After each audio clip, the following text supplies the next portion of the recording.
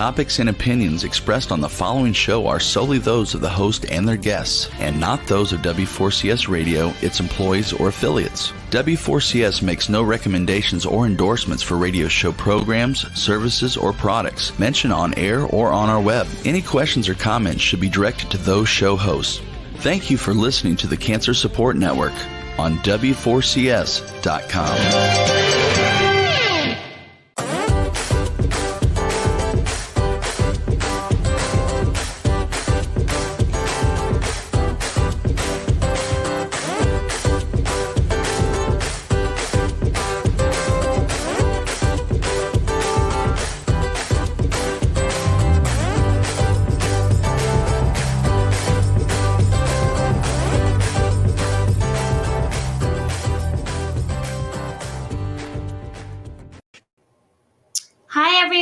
It's Arthi with Light Up Your Life, and we are in our last Friday of the month of August.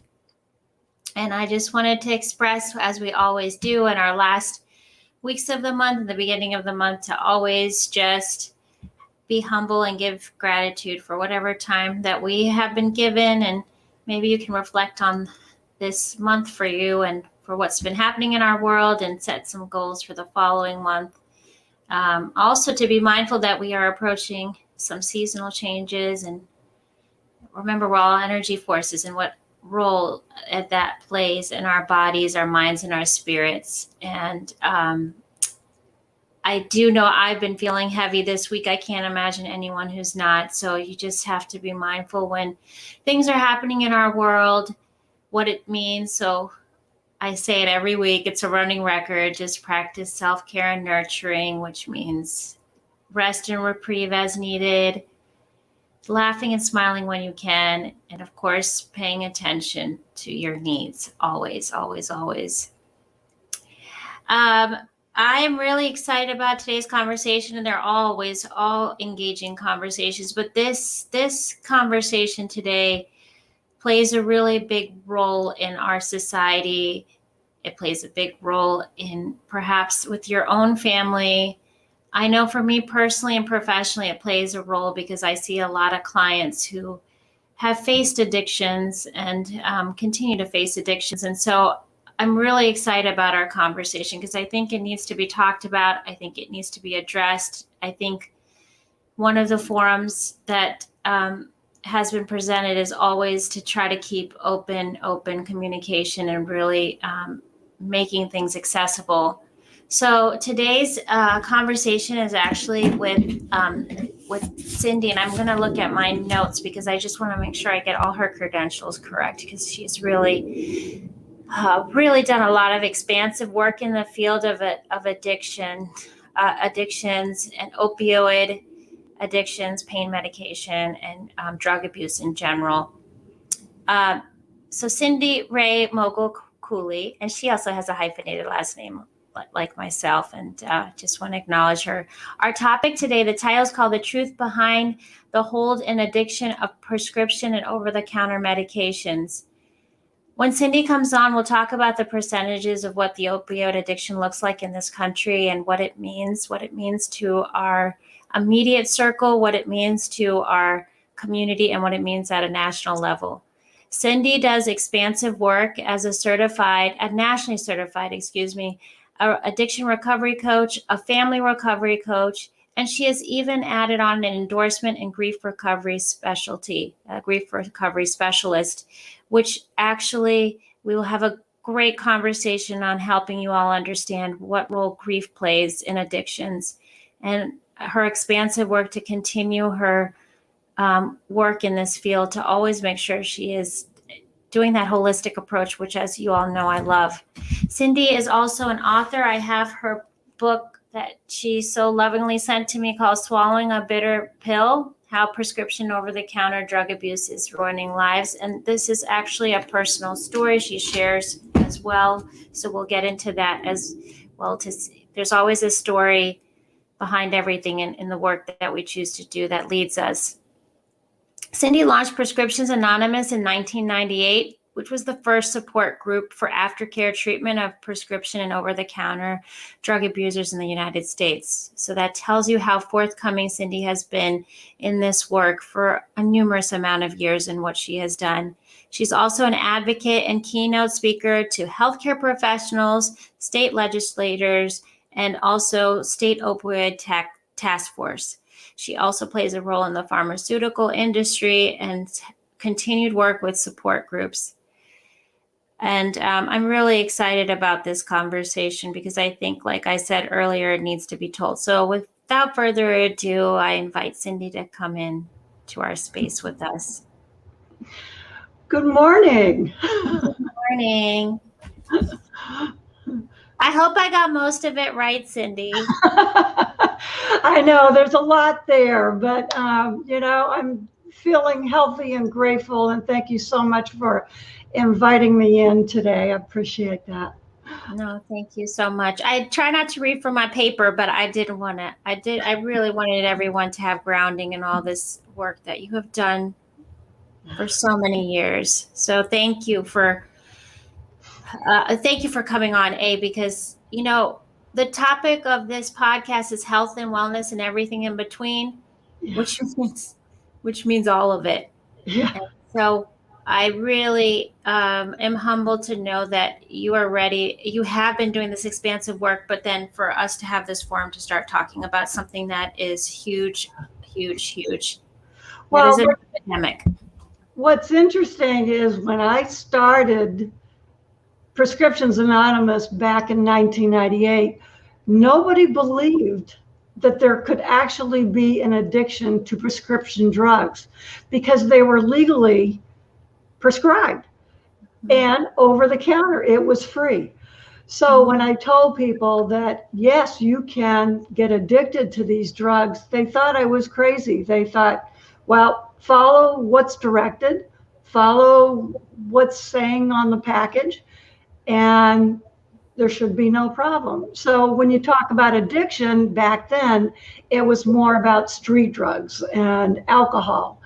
So once I found recovery back in 1997, it took a lot just to get through to other people the understanding that there needed to be support. There needed to be other resources to get help for people that got addicted, which is why I've continued the work that I do.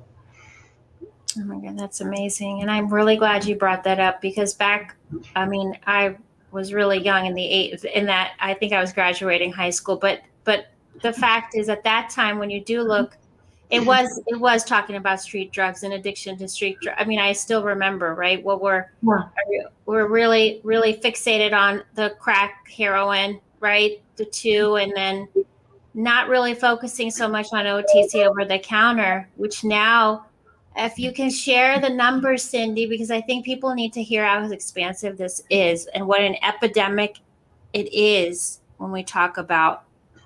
So can you share some of the statistics and why this is such an issue for our country and for not just our youth, but for multi-generations? Yeah. Well, in the recent years, you're looking at 54 million people a year that have abused prescription drugs because it's so accessible. We're one of the two countries that only advertises prescriptions on TV. New Zealand is the other one. So you entice people just by watching TV about prescription drugs. But as far as the statistics, the 54 million in the US alone, those are only the reported statistics. 265% increase with painkillers for men are overdosing. 400% increase in painkillers overdose among women. These are all from 2019 statistics. And then you've got around 18,000 unintentional prescription overdose deaths from this. 6 million Americans misuse prescription drugs each month, not a year, Each month, you've got about 135 people that die from this every month. And that statistic is only the ones that are reported. Common prescriptions that are abused are the opiates, the antidepressants, and the stimulants. I'm probably one of the few people that talk about over-the-counter prescriptions. And I bring it up because most teenagers under the age of 18, when they first start abusing drugs, will start with alcohol and over-the-counter drugs because they're testing the water.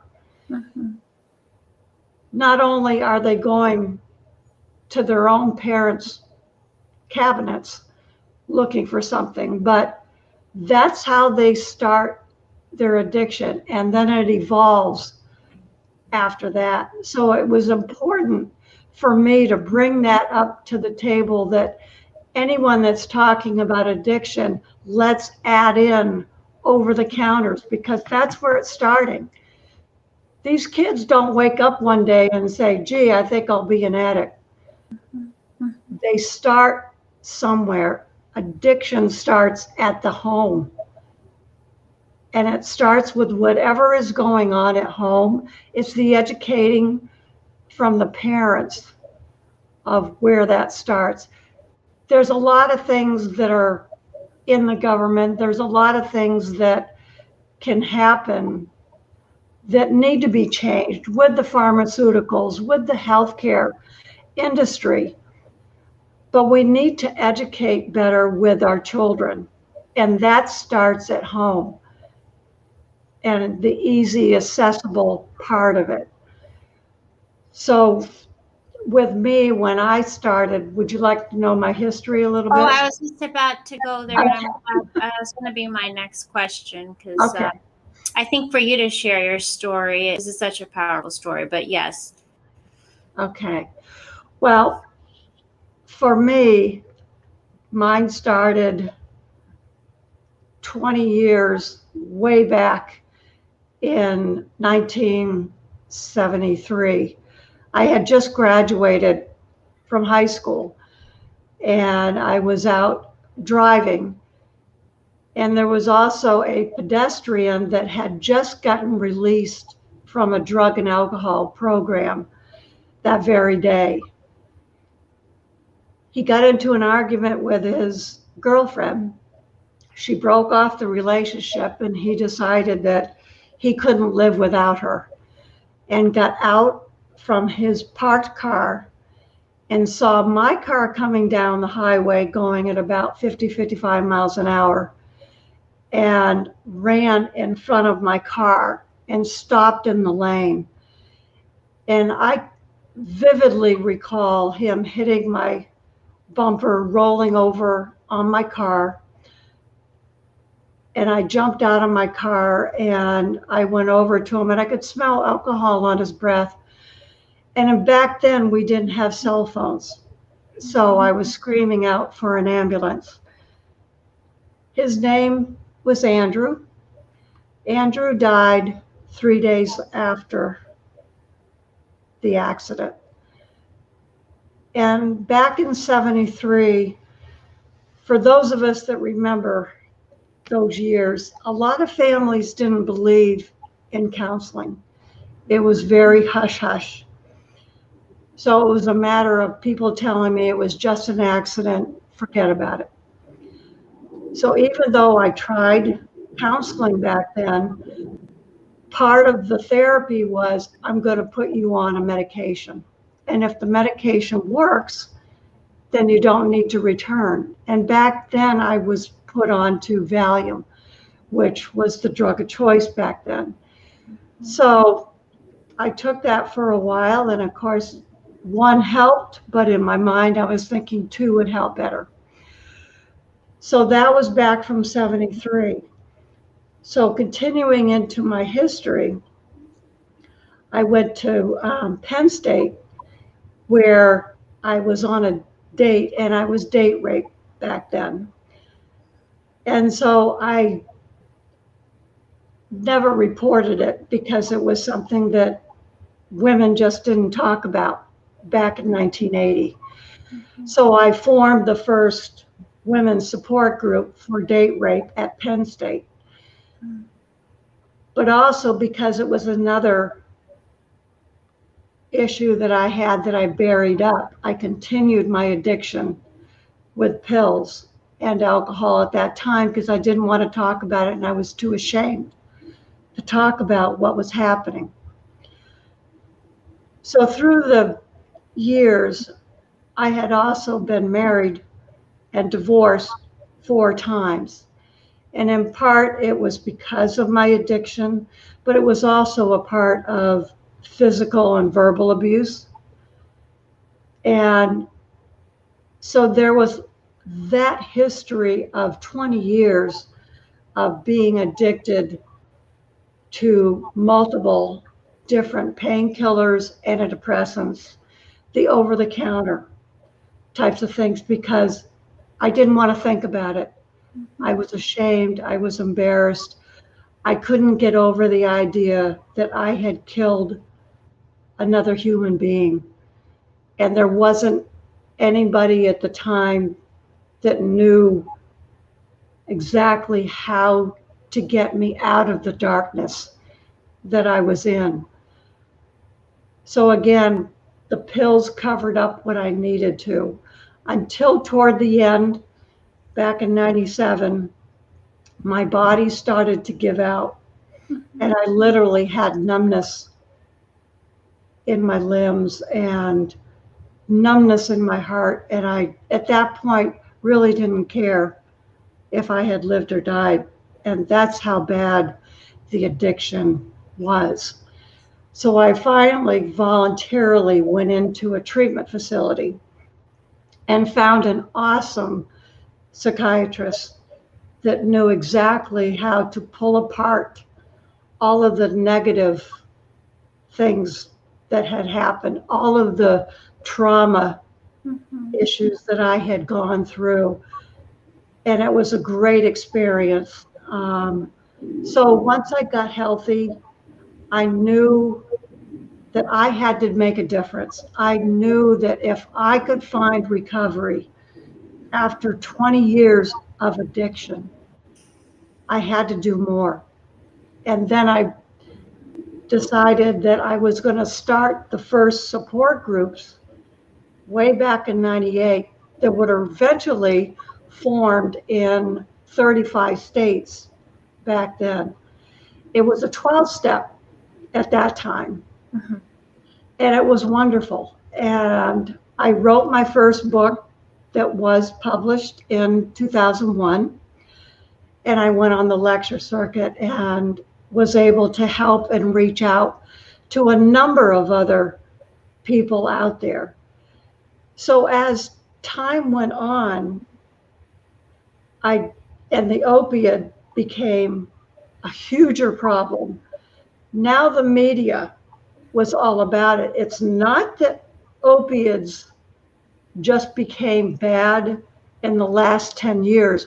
Opiates have been bad all along, except now people are talking about it. Now the media jumped on board and started to see that the statistics are getting worse. More people are dying from this disease. And it is a disease. I tend to call it a dis-ease rather than a disease.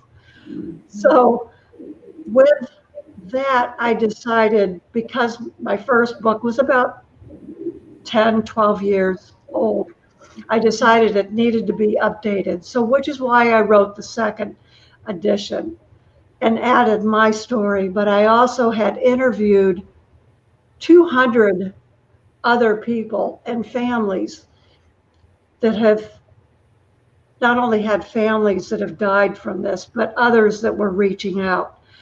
So starting prescriptionsanonymous.com for the website gave people a place to contact, someone that knew how to approach this in a different way, which is why I got certified as an addiction recovery coach, and I do them through Zoom and also one-on-ones as well.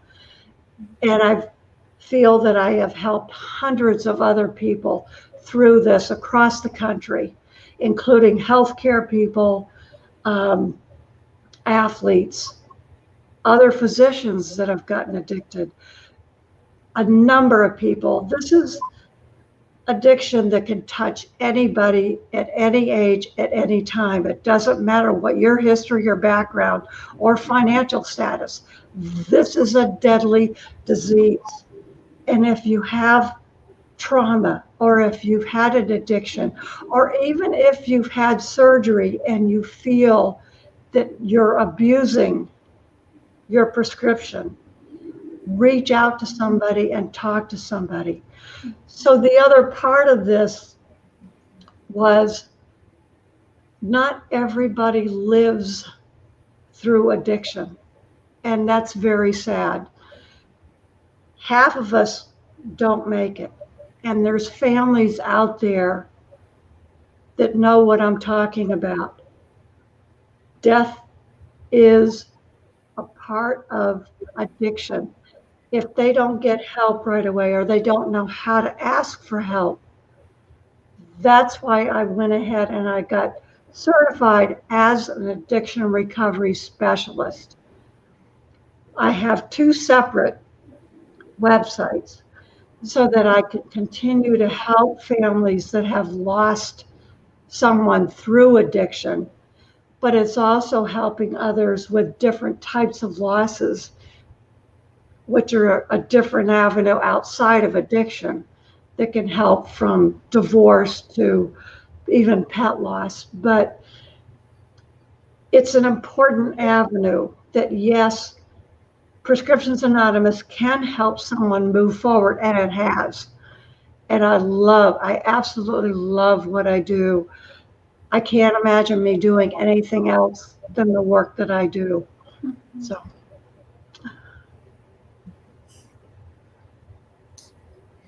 Yeah, Cindy,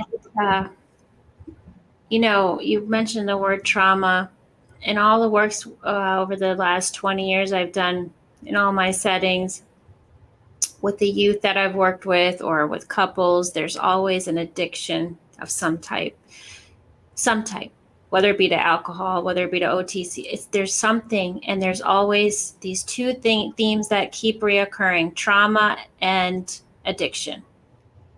And I really appreciate you bringing that to light, because those 2 are key central themes that do strike every family in some capacity. The other thing that you mentioned was, and we'll get in, your new, this talking about grief and family, because these families who have lost somebody and what that means to this, and you said disease, and I've really been looking and extrapolating the word disease recently in so many lenses. So for you to call it dis-ease, right? Like taking, and it is a disease. We need to start educating, and we have so many people who make judgment calls, but today you're helping to lift that. It crosses color, it crosses gender, it crosses creed, it crosses financial status, all of the boxes that we have to fill out. Yeah, it does. It touches everything. And I hear from people that always want to put blame on somebody else. So when people ask me about where's the accountability, it's all of our accountability and responsibility to not only keep our kids safe the best way that we can, but even the adults, is to educate and learn, and reaching out for help, even if it's just for educational purposes. Whether it's a therapist, I am not a therapist, and I don't speak as that. So when someone talks about therapy, I do refer them back to a therapist for that. So when I do addiction recovery coaching, it's after they've gone through rehab. And then I stay connected with their counselor with approval from that client, so that we stay connected in our communication to make sure that that person is staying within their therapy. Now, I also coach not just on 12-step, but I coach on a non-traditional program as well. There's a healthy program for everyone. 12-step is not for everyone. Non-traditional may not work for everyone as well. So when someone comes to me, one of my first questions is, which treatment facility did you go for to get healthy, to get started in your recovery? If they tell me that they've gone to a 12-step program, then yes, I can coach on a 12-step. But I also will interview them first in a free consultation to make sure that either I or one of my other colleagues is the right coach that they should be talking to make sure the benefit is going to work best for them. So it's a matter of reaching out. There's no shame in addiction. There's only ways of, how do I move forward from where I'm at? And so from my recovery of over 23 years, my life has just gone up and up and up. And I just love everything where my life is at. I'm happy and I'm healthy and extremely grateful and blessed to be where I'm at. So the work that I do, it's not really work, it's a joy. And people, when I'm talking about grief, as sad as grief and loss is, my heart is full of happiness because I am helping you to be able to move beyond a death, to move forward so that you can put peace where it needs to be, so that that death isn't as painful as what it was or is, so that you could talk about a death in a more positive light rather than a more painful one. And part of that program, as you might know, with the grief recovery method, this is the first one in Southwest Florida that has opened up. So it's a action-based, it's actually a evidence-based program, so that it actually places the person into a program where they actually work toward recovery. Most people don't hear the two words together of loss, grief, and recovery, because you can recover from this and not let it hold in your heart and bring it out. So there's reading material, writing material, and sharing. And so the program is an awesome program. And again, you used the word grief, loss, and recovery because they all fit together. Yet we've been keeping them compartmentalized. We've been keeping addiction compartmentalized. It has a lot of negative connotation. And now I think we're entering a new zone, it sounds like you're saying, of really understanding how much, and a lot of these models are about treating the whole self, but really encompassing what grief looks like too, is what I hear you saying is a big part of your program. Yes, it is. And it's a matter of, there's so many myths when it comes to losing someone that a lot of people don't want to talk about it. And friends don't know what to say to the other person. And so it's a program that allows that person to finally voice where they are. Death isn't just about possibly a current loss. It could be something that happened years ago. And it even involves even possibly a divorce or any loss, anything that has a broken heart attachment to it. Some of us that have gone through a divorce, they can't find reasons why they can't move forward. And in part, it's because they haven't dealt with that loss. They haven't broken with that heartbroken episode event so that they bring it into a new relationship. Mm-hmm. So as far as the loss with a death of somebody, whether it's addiction, they tend to hold on to that. They bury it within their heart and they have a hard time getting past it. So what this action program does is it allows them to expel through the work that they do, rather than just having words in therapy to talk about. They actually work toward the action process of reading, writing, and even writing a letter at the end of this program.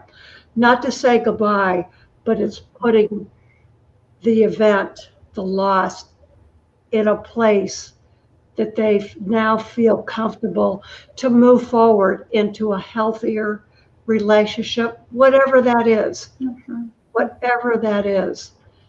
And so I'm very excited to be able to announce that this new program in Southwest Florida, even though I can do it nationally through Zoom, but it's a great program.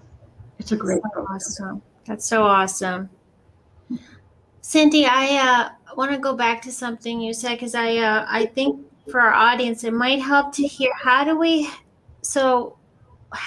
help people realize when, because entering rehab for so many is such a difficult choice to make. That one transition, because that is actually where then that journey can start of the.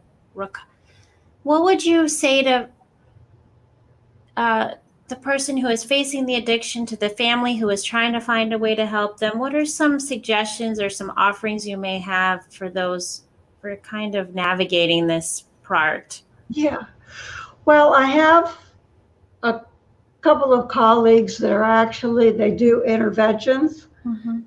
So depending on where the addicted individual is, so if someone, a family, is fearful that the person that's addicted isn't listening, and the family knows that they need to get them into a treatment facility,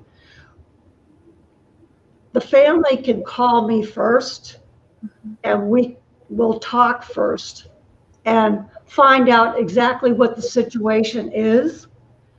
And then at that point, I will ask the interventionist, because I don't do interventions, but I will ask this person that's highly experienced in this area. And together, they will put a plan together to work it out, where the group gets together as with the family and with the addicted person to get them to realize that this is what they need to do. Because the family could be fearful that they're going to commit suicide or they're going to overdose. So that's the first part of this, depending on where the family is and how fearful they are that they're going to do harm to themselves. The other part of this is the family could have questions about, I want to help, I want to support, what do I do? So part of this, what families don't realize, is you can't fix somebody. You can't fix anybody. The person that's addicted needs to realize, I have a problem. I need help. So if the family is calling me, again, I do a one-on-one confidential conversation with them and ask them where they are in the circumstances of what they might need to do with that person.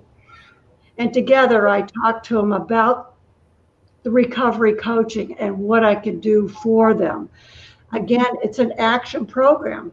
So I put a program together for them that gives them a goal setting activities and also an action base. They have to be accountable to me for this program to work. So I work with them weekly, depending on if I feel they need to be talked and seen once a week. It could be more than once a week.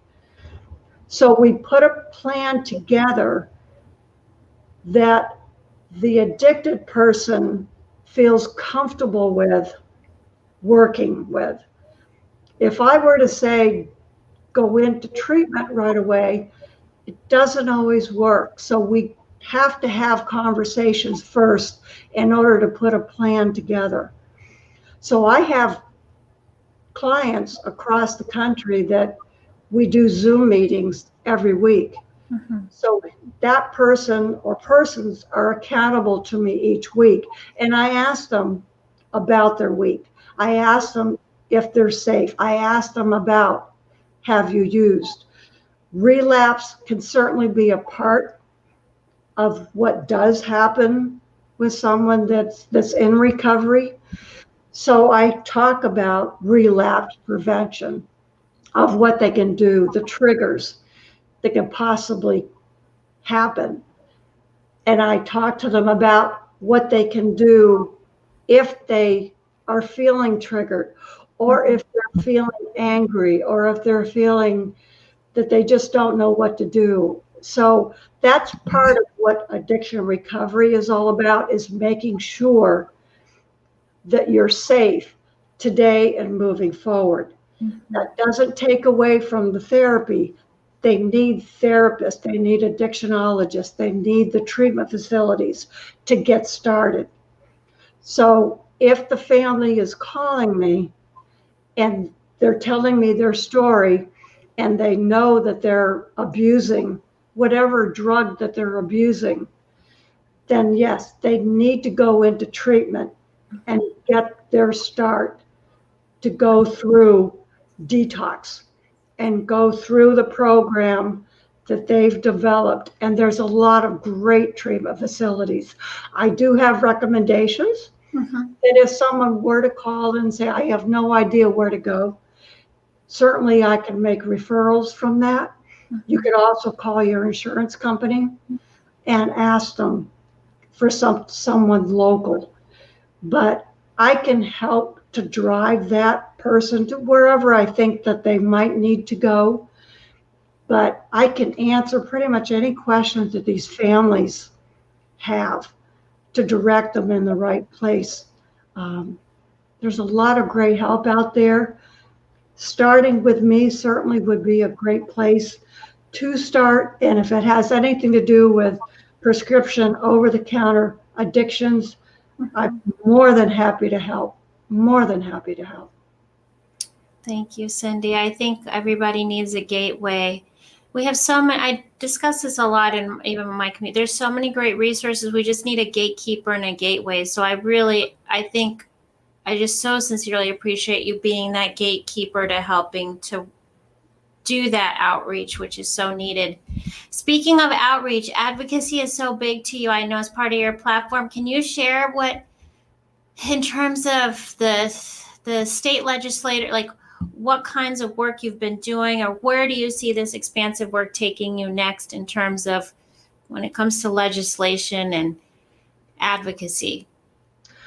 Well, when I first got into voicing this issue was way back in 2001 and 2002, where I was invited to speak in front of the Congress in Annapolis about the electronic prescription monitoring program that is now initiated all along, so that physicians that now write prescriptions and they do it on the computer.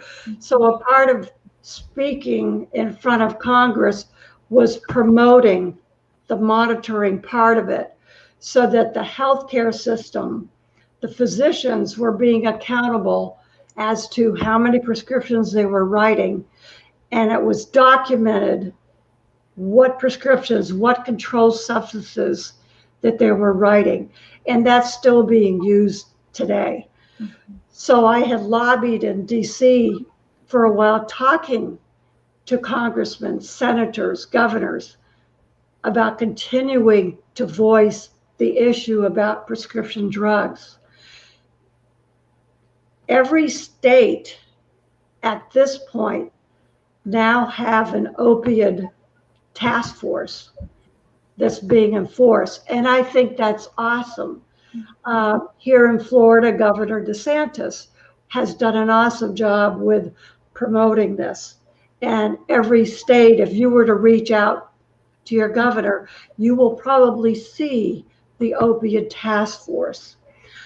To be honest with you, I wish there were more on the overall part of controlled substance addiction and the awareness side of it. Mm-hmm. But I also understand that because the number of deaths with opiates is what they're focusing more on.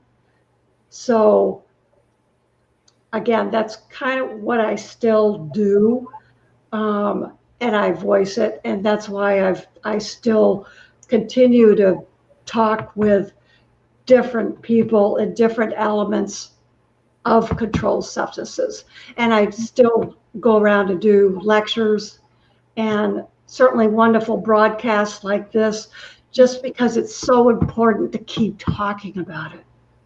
Just keep reaching out and talking about it. Don't hide it. Speak up.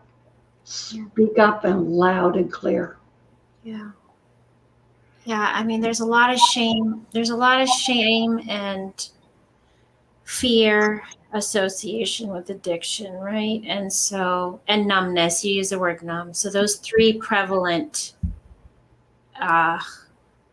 things that come up for the person with the addiction and their family and their community. I mean, those three prevalent things. And so for you to say, you have to start somewhere, right? I mean, yeah. Well, and it's, again, someone doesn't wake up and just say, I think I'll be an addict today. Mm-hmm. So when people say, well, how does addiction start? For some of us, addiction starts because they've had surgery and they were put on to a painkiller. And before long, that prescription has ended, but their addiction has started to take over. Mm-hmm. So it's not like someone has that proponent of an addictive gene. Mm-hmm. Sometimes an addiction can happen just through surgery. Now, as far as mine, it was through PTSDs. So with multiple traumas of covering it up and not knowing where to turn. It was a lot easier to cover up my pain and anguish, embarrassment, and frustration than it was to talk about it. And other people, yes, they do have that gene pool of, my parents were alcoholics. We have a list of people in the family that have died from addiction or died from alcoholism. And so they have that gene pool. So people that I've talked to, knowing that you have a background history, family history, is you have to be careful about, do I want to drink? Do I want to take controlled substance and painkillers? And if I do, should I have someone that can help me through that so that I don't start abusing the privilege of a prescription drug So it's an awareness of your own prescription or over the counter. So, over the counters drugs is just something that people don't talk about. So when I do, they'll say, well, which drugs are you talking about? Mm-hmm. Mm-hmm. So part of that over the counter, you could get addicted to sleeping pills. That was one of my drug of choices. And that can happen to everybody. I can't sleep without my Unisom, my Ambien. Mm-hmm. And so they keep taking it. And before long, they try to go to sleep and their brain clicks on and says, I can't sleep without it. That's an addiction. You also have stimulants over the counter, such as caffeine, Benadryl. You also have people that if they're looking for alcohol, believe it or not, mouthwash has alcohol in it. Some do, not all. And you have motion sickness over the counter. You take anything in a certain amount, you're going to have an effect. You're going to have an effect of euphoria. And that can happen with any pill or liquid that you take. You take enough of it, you're going to have an effect. And unfortunately, you keep taking it over time, you're going to have a problem with addiction or you're going to die. Let's just say it. Yeah. So I really try to get people to be aware that it's not just the written prescription, it's over the counter as well. Like I said, kids under 18 will start with that over the counter or looking through mom and dad's cabinet to see what's there. It's an awareness. So let's start at home. I'm not going to put blame on society of healthcare, that's a problem. Pharmaceutical, that's a problem. It's everybody's problem. Let's do our part to get people back healthy and stay healthy. Yes. And especially with COVID right now, there's a lot of trauma with that. And there's a lot of loss with that. Mm-hmm. So let's just keep talking. Let's find a way that we can get healthy and move forward. And that's why I love what I do, is if I can do it, so can you. Mm-hmm. So can you.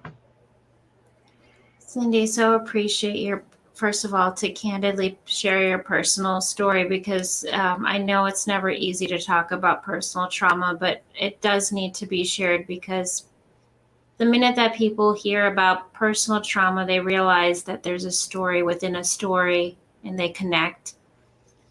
Number two, you brought up the really important point of therapy, as well as coaching, as well as rehabilitation. So just understanding how important it is.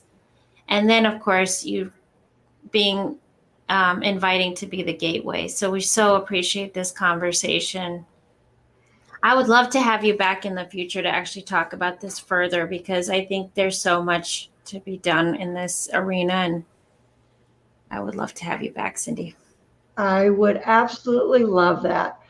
And I'm just so grateful to be here today and to talk with you. And please reach out. Anybody reach out. My door is open and I'm literally an open book. Thank you. And everyone, Cindy's book is on Amazon, Swallowing a Bitter Pill. It's a really good read. And Cindy, thank you so much for the precious gift of your time and all the incredible work that you're doing and how you're doing it on a national level. Thank you so much. Thank you so much. Thank you. Thank you all, everyone, for tuning in to another episode of Light Up Your Life. And just always remember that there's a light that can become dim at times, but then it can light up when you have people who are here to help you along the way, such as the discovery we had today. So light up that fire, find help when you need it. It's out there. You have great resources. And just remember, this too shall pass. Have a wonderful week, everyone. Thank you. Thank you.